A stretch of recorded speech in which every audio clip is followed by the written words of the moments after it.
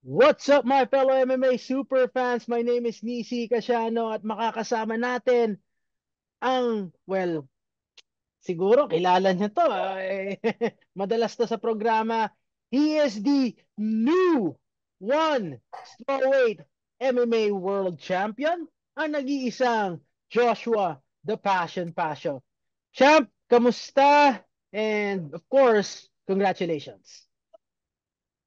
Ayun, once again, thank you Kuya for having me.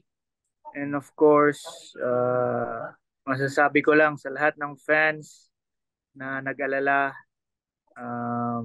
praise God, I'm good, I'm well.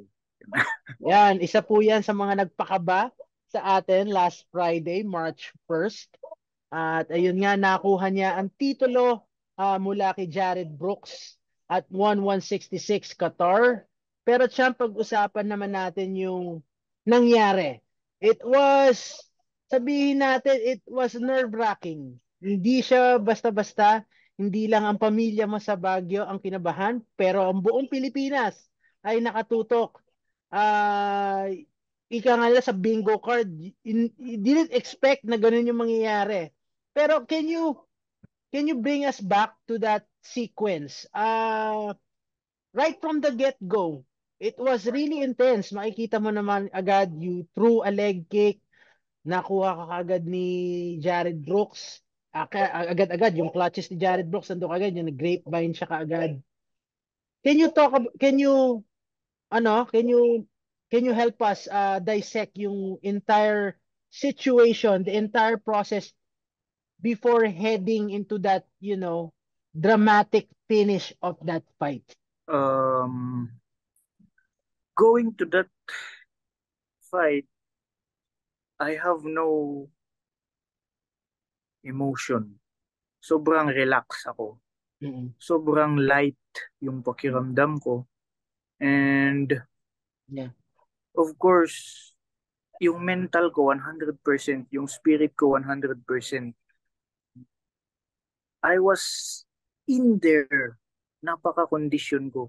Uh, Kumbaga, I'm ready to win.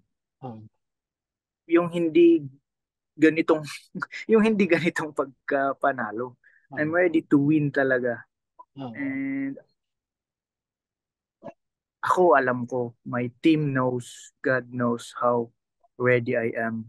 Because quality yung mm, training ko, mm, quality yung training camp ko, quality yung naging nutrition ko, lahat na. mm, And of course, hindi naman natin gusto lahat uh, yung nangyari. mm, mm, So, of course, I was just so upset mm, sa nangyari. Pero, alam mo, ang dasal ko kasi kay God sa fight mm, week na yun, mm, thy will be done. mm, Sana makita yung glory mo dito sa mm, laro kong ito.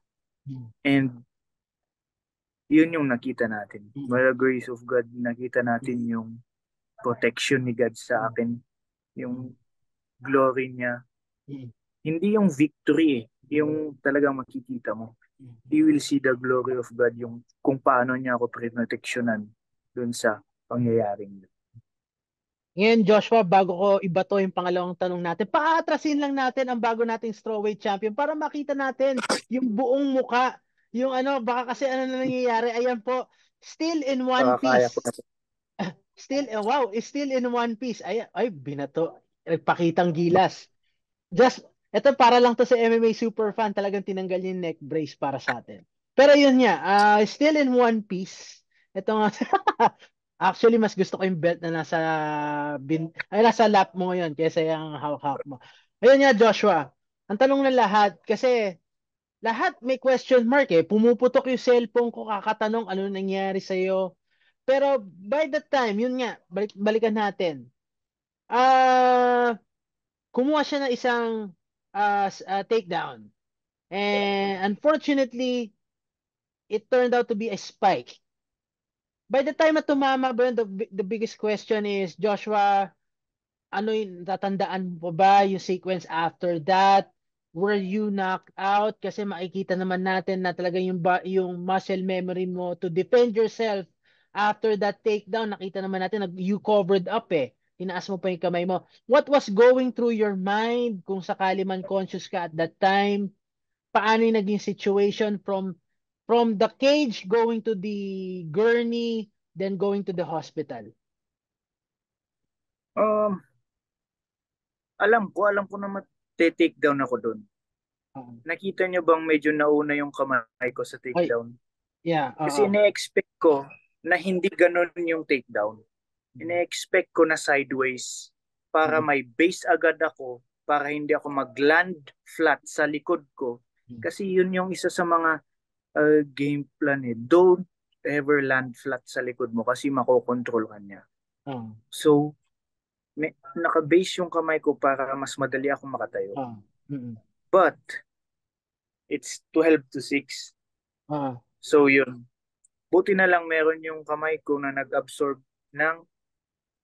konting impact. Impact, oo, So, yun. Doon na oo, nangyari. And I think I'm semi-unconscious mm, doon. Kasi yung feeling ko, tumatayo ako nalalaban. But I mm, see my body it's not yeah, responding. oo, At saka, I think yung isang suntok, parang naging CPR. Doon ako mm, medyo nagising. Sa oo, second na suntok, medyo nakapag-cover na ako. oo. So, yun yung nangyari. Josh, yun nga, sabi mo nga medyo slightly natauhan ka after that following blows from Jared Brooks. Nung nasa stretcher ka, were you aware of what's happening? May nakapag-inform ba sa'yo?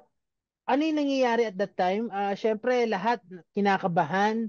Syempre, nobody wanted na to see you on a stretcher heading back dun sa backstage tapos biglang all of a sudden, dinala ka sila sa hospital. Kailan nag-sink in sa'yo during that process? I'm aware, kahit sa loob ng cage, alam kong nangyayari.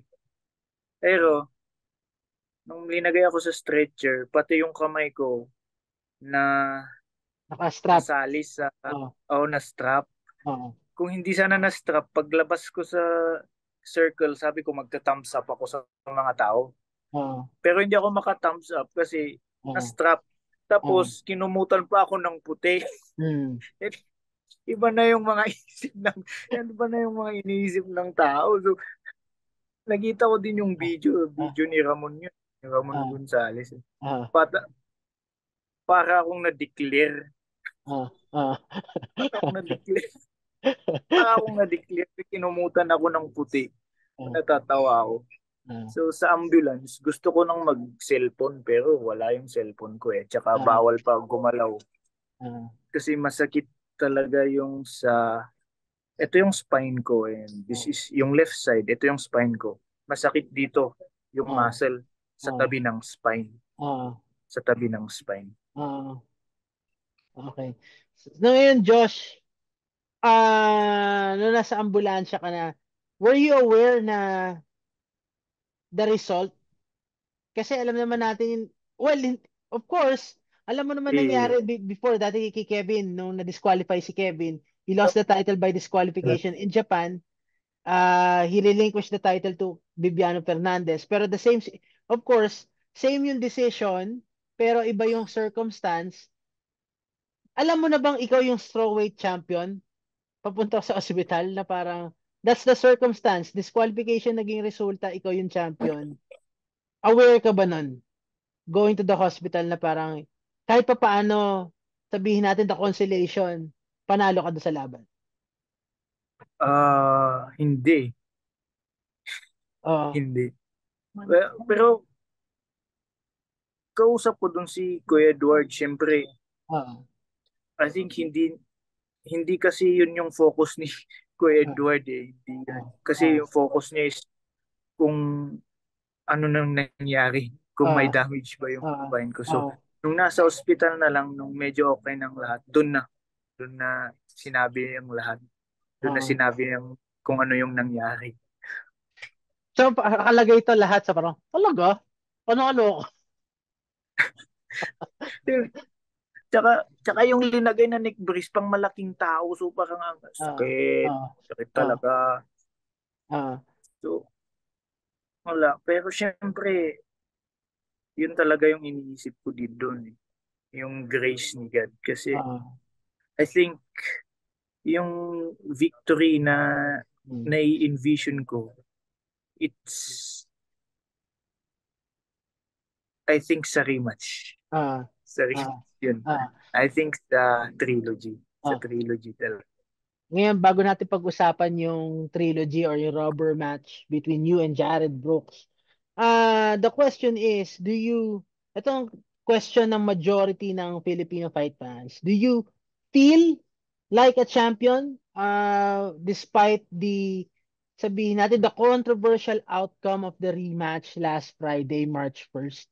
Kasi, alam naman din natin yung nangyari kay Kevin and Bibiano Fernandez sa third fight in Japan sabihin natin 5 years ago. 5 years ago, if I'm not mistaken, plus may isa pang prime example, yung Aljamain Sterling versus Piorian for the UFC Mhm. Bantamweight title. Maraming circumstances. Pero kasi, the only difference, they could just use the argument na sinasabi nila, oh, itong si Bibiano was just acting. Ito din si Aljamain Sterling, same ano lang din. Pero ikaw talaga was in a different situation. Talagang precarious position yung nangyari sa'yo last Friday. Ang tanong ng lahat, do you feel like a champion? Do you think you deserve the victory? a lot of a lot of fans of yours na they're defending you na parang rules are rules. Pero in your opinion now that you're holding 26 pounds of gold and basically you're back at the upper echelon of the strawweight division. Once again the king. How do you feel? For me, para sa akin kasi, it's you know, a mission accomplished as a Christian athlete. Yun yung sabi ko kanina, the main goal is people will see the glory of God and that yun yung nakita ng mga tao. Mm, mm, Yun yung nakita ng mga tao sa laban na yun. And even Jared Brooks, mm, ano, alam ko na there's a lot of lessons na natutunan niya. mm, mm, And nung kumakain kami doon, sabi niya, maybe uh, God humbled me, something like that yung sinabi niya. So, mm, I think natutuwa ako sa mga ganong sitwasyon na mm, they will they will know Jesus through me in this platform. So mm, I think that's the main goal for me. mm. And getting this belt is just a Consolation, bonus, consolation yeah, prize. a Oh, consolation for me. oh, So I'm not just an athlete. I'm a Christian athlete that is telling you na mm, sinasabi ko na seryoso yun. mm, Jesus put me in this platform to para makita nyo kung sino siya at makilala nyo siya. mm, And I think God will use me more in this platform. So that's the true victory for me. That's the mm, true victory para sa akin. And yung mga sinasabi nila na mm. parang hindi sweet victory. Oh, Well, for me, as an athlete din na mm, nag-training for how many years, how many yeah, months, yeah, even my team knows it, yeah, the hard work that I put in, yeah, yeah. it's worth it. Mm, It's worth it. mm, Then kung yung mga taong nakakakita na parang yeah, hindi worth it, then yeah. just wait, Oh, just wait, oh. makikita. Okay. Two questions, Joshua. So, right now, yung satisfaction of this victory, whatever, kung paano man mo siya nakuha, yung satisfaction mo na yun, nakukuha mo with all the lessons that happened and also with the perspective na kung ano man ang perspective na nagbunga mula sa insidente na yun. Tama ba? Tama, tama. Ngayon, Joshua, can you honestly say, can you with the whole heart, kaya mong masabi ngayon that you're now once again the king of the strawweight division? I can say that. Okay. That once Yeah. again, I am now the king of the strawweight division. Kasi everything happens for a reason. Mm-mm. Hindi naman ito aksidente. Mm-mm. So, ito yung may purpose si God kung bakit nangyari ito. And I'll just trust Him. Mm-mm. I'll just trust Him in even in this journey. Kasi alam ko, meron pa eh. Meron, this is the mountain top. Bababa pa ako, meron pang another mountain. So I'll just trust Him in this journey. Mm-mm. Yes. Ngayon, Joshua, the biggest question ngayon is lahat yung about yung spiking. And it's a big no-no sa pagdating sa one championship. Consistent ang one championship pagdating dyan. Isang magandang example dyan is yung naglaban for the very first time si Edward Kelly, who is your teammate, plus Christian Lee. Napaka consistent ng one championship when it comes to spiking. Ngayon, nagiging up for debate siya dahil alam mo yon, ginagamit na example yung sa Unified MMA rules. Kasi kung babalikan natin, spiking in Unified MMA rules ay bawal. But at the same time, meron siyang loophole. Especially dun kunyari sa situation mo na parang sinabi na you fished for a Kimura lock. Pag once na nakumuha na ng takedown yun, na naka-apply yung submission, matik yun, regardless of how the athlete brings his or opponent down, matik agad yun. Yun ay sa interpretation ng Unified MMA rules. But the question here is, do you agree with one championship's rule set na talagang it's a no-no? Yeah. Ikaw yung nasa situation na yun. It was a precarious situation, ha? Linawin natin yun. Talagang nakakatakot siya. Do you agree na parang dapat lang wala ang spiking o wala talaga yung ganong klaseng suplex sa mixed martial arts? Now, which is ginawa na ng one ever since they established the global MMA rule set. Yes, of course, syempre I agree naman kasi yun nga, sabi nga nila, one championship prioritize the safety of the athletes. Prioritize the safety of the athletes. So, yun, I agree with that. Kasi dangerous naman talaga.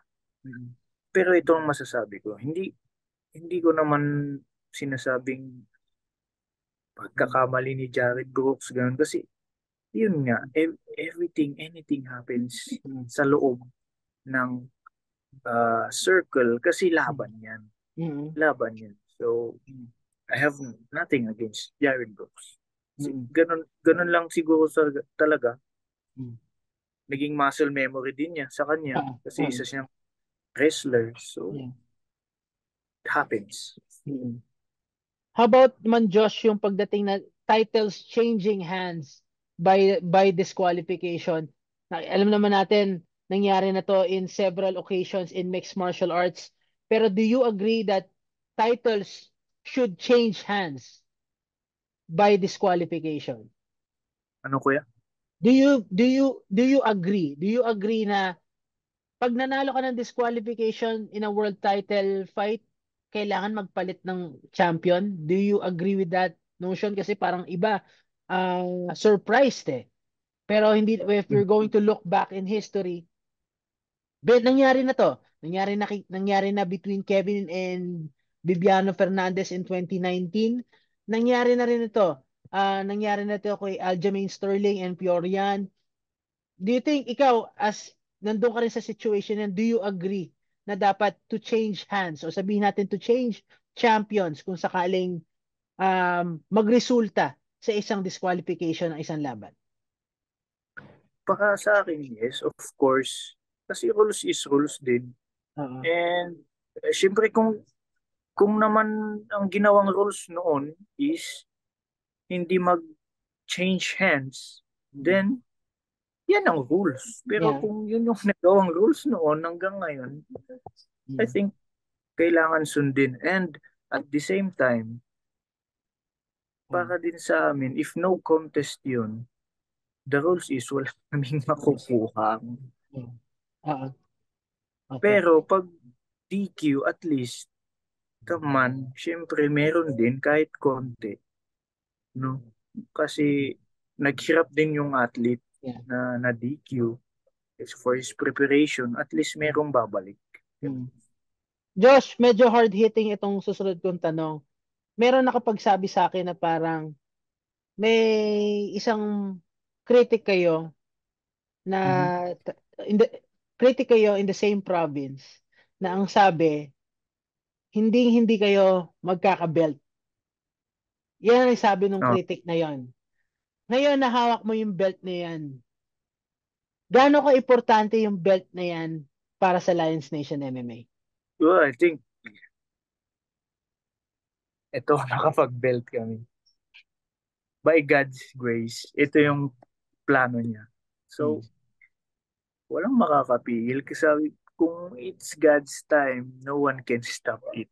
Oo. Kung hindi pa time ni God, then you can't force it. So, I think it's God's time. Hmm. Kahit na anong sabihin, the belt is here. The belt Hmm. is here in Lions Nation MMA. The belt is here in Cordillera. The belt is here in the Philippines. Hmm. Josh, kamusta ang reaction ng mga teammates mo from the veterans and up, siguro pababa hanggang doon sa mga hanggang sa mga Cubs? Kamusta yung nakita nila yung belt at tingin mo gaano sila ka-inspire? Kasi this is, sabihin natin kahit matagal na kayong magkakasama, nila Edward, ni Kevin, ni Honorio, nila Jeremy, nila Danny, at may isa pang hindi pa natin pwede natin sabihin kung sino. Gaano ka-importante to? Kasi magkakasama kayo pero as an independent unit, ngayon lang kayo nag-prepare for a world title. And your first try nyo, kahit papaano, nakakuha kayo ng world title. And this is not an easy fight, rematch pa. How important kamusta yung moral ngayon ng Lions Nation MMA dahil yung sinasabi ng mga kritiko nyo na imposible, ginawa nyong posible? First of all, I'm happy to see them, the smile on their faces. Mm. Yung Mm. motivated sila na Mm. I think kanina sa training lang they're more motivated. And Mm. of course, Mm. I believe na mas lumaki pa yung faith nila kay God, and I think they are more yung nabuhayan sila. Mm. Nabuhayan sila na Mm. siyempre, ay, may world champion na tayo. And, Mm. lalo na yung mga kasama ko sa One Championship, sana bumalik na Mm. sa Ah, Pinas yung event ng One ah, Championship. Yun yung inaantay nila. And of course, yung mga Cubs, siyempre, they can't wait. They can't wait mm. to basta laban lang ng laban. Ganun. So, they're so Mm. much happy. So much happy. Josh, ngayon na nakapag-breakfast kayo ni Jared Brooks, kayo ba napag-usapan niyo yung susunod na chapter sa mga careers nyo? Ano ba ang immediate ngayon na pag-usapan nyo? Or was it more na parang mending fences lang? O parang bearing the hatchet? O parang walang personal? Let's just enjoy the occasion. Ano ba? Paano yung naging nangyari? Ano yung naging usapan? Nagkaroon ba ng promise na parang, okay, papahinga lang ako, balikan natin tong rivalry natin. Kumbaga, ito yung lumaki yung respeto ko talaga kay Jared Brooks. We don't talk about trilogies. Talagang Mm. linapitan niya ako, niyakap na ako na umiyak siya na Mm. I'm just glad you're okay. Mm. We didn't talk about we will settle things up. Hindi. Nag-usap kami, mga lessons na natutunan niya, mga buhay namin, is just so blessed na hindi niya siya makapag-antay na umuwi sa pamilya niya, makita yung anak niya. We didn't talk about trilogy. Kasi matik na yun. Matik na yun na talagang we will settle things up. And sabi niya, Joshua, you're a true champion inside and out. Kasi the people love you. I saw the fire in your eyes. And pag naririnig niya yung music na Lion of Judah, talagang i-excite din siya. So, it's more about, kasi yun yung nakikita ko sa kanya, even in the press con, hindi ko nakikita yung Jared Brooks na maangas, na ganun. Kasi I see him as the true Jared Brooks. And napakasaya ko na nakita ko yun nung nag-breakfast kami. Nakita ko na hindi na niya kailangan maging ganon to promote the fight. I see the true Jared Brooks and doon ako natuto. Ngayon, Joshua, the biggest question is, ano ang susunod na chapter for you? Are you keen on having a third fight immediately? Because let's put into consideration andun yung competitive fire You cannot judge a fight ng 56 seconds at ganun yung nangyari. Kasi maraming pwede mangyari. People argue na parang, oy, pag binabato si Joshua Pasha, hindi natin nakikita kung ano yung klase ng preparation nito. Of course, nandun yung what if na for sure may magagawa si Joshua Pasha pag once na nakuha ko nyari ni Jared Brooks yung takedown at hindi nangyari yung spike. Ngayon, is it more of the competitive drive to run it back? Or do you want to explore other options sa strawweight division? Lalo ngayon na merong kakaunting shake-up. Number 3, si Gustavo Ballard. Number 2 pa rin in the rankings. Ito nga si Bokang Masunayne na matagal mo na rin na gustong makalaban at if I'm not mistaken, last October, dapat siya ang makakalaban mo at hindi si Mansour Malakayan. Ngayon, ano yung nakikita mo ngayon? Ano yung mga initial plans mo habang you're savoring itong championship triumph mo over Jared Brooks? No, definitely si Jared Brooks. It is unfinished business kumbaga eh. So, sabi mo, you cannot judge a fight in 56 seconds. So, yun, definitely, a rematch, a trilogy with Jared Brooks. Yun. In the United States or in the Philippines? Anywhere, I'm ready.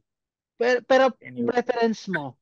Kasi sabi mo nga kanina na parang the belt is back home and pag may ganyang champion, may world champion, may kasamang perks yan. And a lot of people are clamoring for one championship to return in the Philippines. Do you think now that you have the bargaining chips to at least demand for it? Or do you see yourself at least exploring, sabihin natin, exploring foreign soil? Kasi you were there para doon sa first event ng One Championship. Nanood ka live doon sa Broomfield, Colorado. Pinanood mo yung debut ng One Championship in the US. Pero hindi ka lumaban in the US. At hindi lahat ng fighter nakakalaban ng US. And dalawa yung event ng One Championship in the US. Ano mas appealing sa'yo ngayon as a fighter? And career-wise, ano yung mas, kung ikaw yung papipiliin, Amerika o Pilipinas? Oh, well, for me, kung convenient-wise, dito sa Pilipinas. Dito sa Pilipinas. Kasi, mas maganda kasi gusto ko hindi lang naman ako yung lalaban eh. Gusto ko maraming Pilipino ang lalaban, even my teammates. So, yeah. Me and Jared headlined that card in the Philippines again. Tapos, yung mga undercard co-main event, let them be Jeremy, Kuya Edward, Kuya Kevin. Lahat. Lahat para masaya. Oh. So parang lumalabas, Lions Nation MMA against the world. Pwede, Ah, pwede. pwede. Pwede. Yun. Oh. So, kung sa'yo, Pilipinas, if ever man, kunyari mapunta kayo kasi isang September and November naman in the US, mas gugustuhin mo bang Denver o mas gugustuhin mong Atlanta, Georgia kung sakali? Denver siguro, Denver.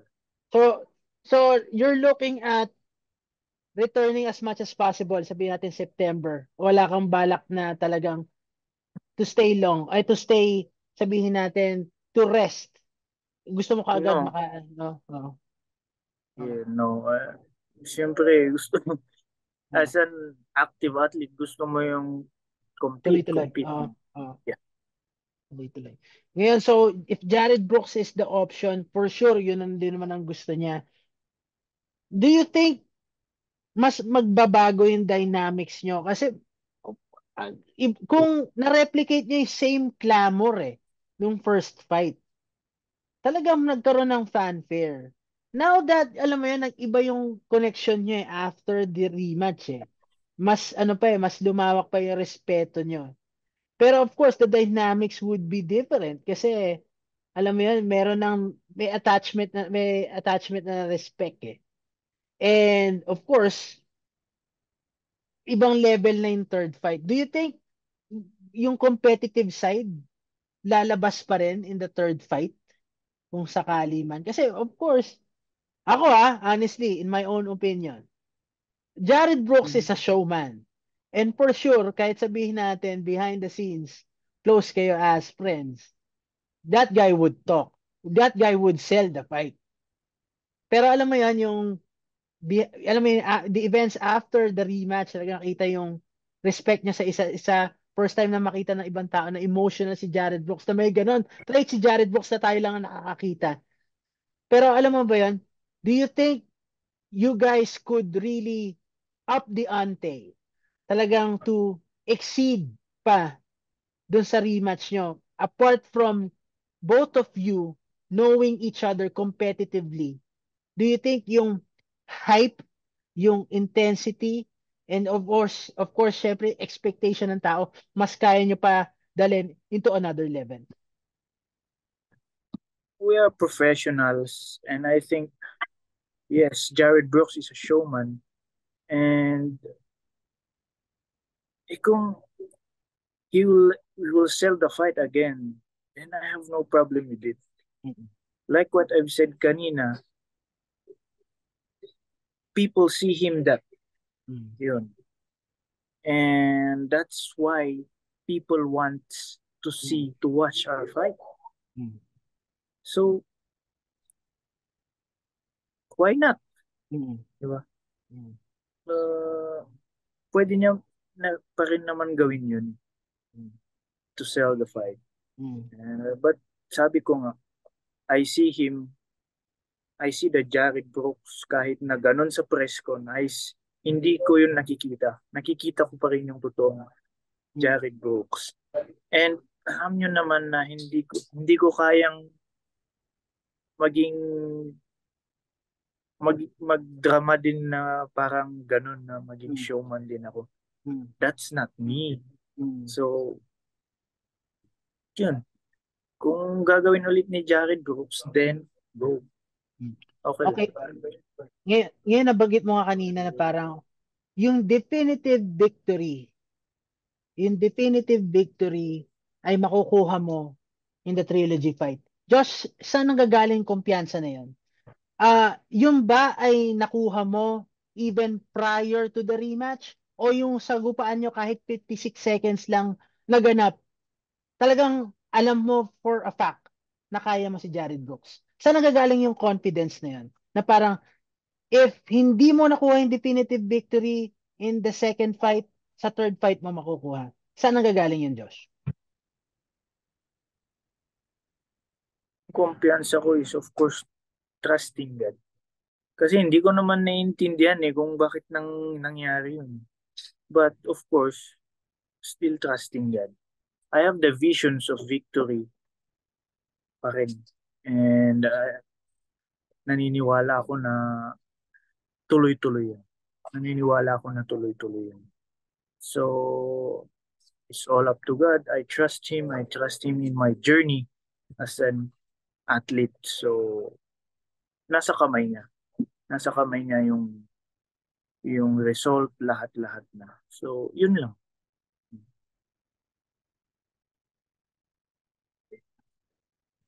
Siguro bibigay ko lang ang bibigay ko sa yung siguro bibigay ako sa yung isang tanong. I just want you to describe it siguro in one word or one sentence para hindi mahirap. Kasi yung pinagdaanan mo dito hindi biro eh. Mm-hmm. Near the end of your training camp, a lot of people don't know or a lot of people didn't know na nagkaroon ka ng injury scare. Ang susunod na challenge, ang susunod na challenge, you got offloaded sa flight mo going to Qatar. So you had to delay your flight o sabi you have to be delayed for 1 day before getting to Qatar with all of that kind of stress. And then smooth sailing naman once you arrive. Maraming Pilipino tumulong and then this happened. Ito nangyari sa rematch. But still, you went back home na with the mission of getting the belt. Mission accomplished pa rin kahit paano. Paano mo siya i-describe in one word o sabihin natin in one sentence or in one phrase itong pinagdaanan mo and sa lahat na naging laban mo all throughout your career, saan mo siya irarank in terms of satisfaction and in terms of difficulty? Sorry, napakapuno ng question pero we really we want you to paint the picture of this journey of yours of getting back the title. Um, one thing I know is because of by the grace of God. And yan yung sinasabi ko kanina na hindi nakikita ng mga tao. They all see that I just won via disqualification. And alam ng only athletes know the struggle of the athletes. Yun yung sabi ko sa message ko eh. I know the struggle of Jared Brooks na matalo via DQ. Napakasakit nun. But I know din yung struggles ko. Going into this fight, I know alam ng people, alam na malapit sa akin, alam ng team ko, Lions Nation MMA, mga member ng team, alam nyo yan. And lahat, alam ng family ko, they all know the struggle I've been to. Oh, alam mo yung injury, alam nyo yung injury, di ba? Kayo lang nakakaalam yan. The offload, ilan lang nakakaalam yan. So, all the struggles, it's all worth it. Yan. In terms of difficulty and in terms of satisfaction, saan mo siya nilalagay dun itong panalo na ito, itong laban na ito with Jared Brooks? In terms of satisfaction, nasaan siya? Kunyari sabihin natin, nasa top 3 ba ng most favorite wins mo? Or sabihin natin, nasaan siya? Or nasaan din siya in the most difficult na category? Saan mo siya ilalagay? Kumbaga, 100% yung most satisfaction, di ba? Kumbaga, nasa 95%. 95. Sa difficulty, putting all things, let's put everything into 95%. 95 pa rin kahit difficult. Pag sabihin may tatap pa dyan na most difficult na training camp mo. Lahat-lahat na pinagdaanan, Josh.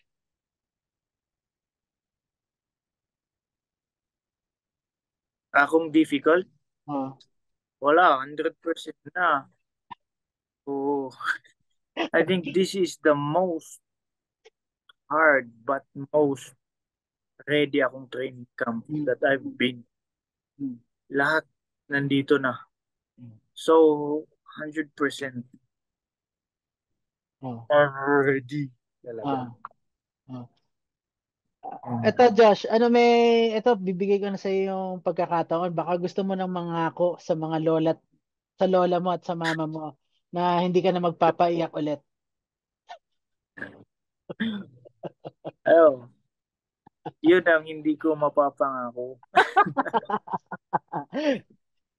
I Y- am into this, I'm into this dangerous but exciting sports. So you still expect the unexpected. But yun lang, mapapangako ko lang, yung protection ni God nandun palagi. And sabi ko ulit, yun yung nakita nyo in this fight. Yun yung highlight ng laban na to. It's not the victory, getting the belt, it's the protection of God. Josh, do you think this is just the beginning for Lions Nation MMA? Do you think this victory, whatever you want to call it, or whatever people would like to see it, kahit anong perspective nila, do you think it sets the tone for Lions Nation MMA, not just in 2024, but also moving forward? Of course, it's just a beginning. Wala pang 1 year ang Lions Nation MMA. Mm. Wala pang That's, 1 year. And imagine the months, the years to come. mm, It's not mm, just one belt. mm, mm. Sinasabi ko, 3, 4, kakaroon tayo. Yan. Josh, bago tayo magpaalam, baka may nais kang pasalamatan na sumuporta sa iyo, tumulong sa iyo all throughout the training camp, not only just sa training camp mo, pero pati after ng mga tumulong, also fans mo and also fans ng Lions Nation MMA.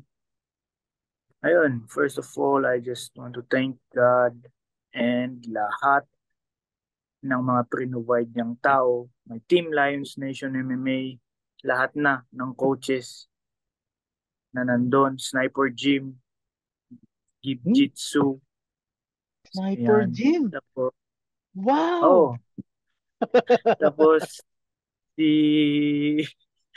ayun, my brother Peter Miller, Condition Nutrition, the best, the best in the business. And yun, lahat ng mga kakailian sa Qatar na tumulong at sumalubong sa amin before, during, and after the fight. Thank you very much. At sa lahat ng fans na nag-alala, mga Sorry. kapamilya ko na nag-alala, thank you very much. All good. Kala ko sasabihin mo habang naka-neck brace ka. I am sorry. Ayan. Oh, Ah, Ayan. balik na nga. Binabalik na po ni Joshua Pasio ang kanyang bagong accessory. Josh, of course, maraming salamat sa pagsama mo na sa amin sa programang ito at pagbibigay oras. Alam kong busy-busy ka ngayon dahil alam mo yon, maraming gustong makakita at makakongratulate sa iyo. And of course, personally, congratulations. And I hope madepensa mo yung belt. Alam mo, gano'n rin naman ako kasayang to see you in one piece Excited kahit ako. kahit hindi mo ko pinatulog ng buong isang araw. Sorry. Excited na ako mag-defend. Ah, ayan, nasa defense mode. Anyway, that's Joshua Pasha, ladies and gentlemen. I don't know how to end this program. But that's it for all of us here on the MMA Super Fan. Don't forget to like, share, and subscribe. And also hit the notification bell to stay up to date with all the latest content from the MMA Super Fan. Again, I'm Nisi Casiano with the new one strawweight MMA World Champion, Joshua Pasha. Till next time. All right.